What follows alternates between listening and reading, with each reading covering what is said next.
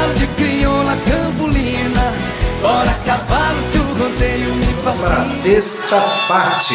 A voz da dupla foi a escolhida para o tema de abertura da novela Marcas da Paixão. A canção levava o mesmo título da trama, que foi exibida pela Rede Record entre maio e novembro de 2000. Nesta época, a popularidade de Jean Giovanni era tão grande que no ano seguinte os irmãos fizeram o grande show de abertura da 46ª edição de Peão de Boiadeiro de Barretos. Não me diga que é o adeus.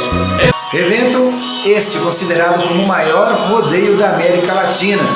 No ano de 2003, o álbum lançado em 2002 recebeu indicação ao Grammy Latino, ao prêmio de melhor álbum de música sertaneja. Disco esse que contava com grandes sucessos que lideravam as rádios naquela época. O que foi que aconteceu? Por que me tratar assim? Como Taça de Pranto, Tatuagem, entre outros.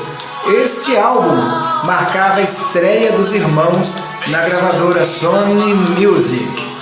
O segundo DVD de Jean Giovanni foi gravado em 6 de maio de 2007, na cidade de Santana de Parnaíba, na barragem Edgar de Souza. O show contou com a presença de mais de 50 mil pessoas. Intitulado como Uma História de Sucesso, o álbum contou com releituras dos grandes sucessos da dupla e músicas inéditas, tendo várias participações especiais como César Menotti e Fabiano, Chitãozinho e Chororó, Inimigos da HP.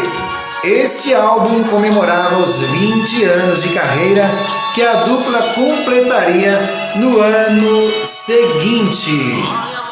E falamos aqui a sexta parte da carreira de Jean Giovanni. Voltamos logo com a sétima parte. E estamos conectados.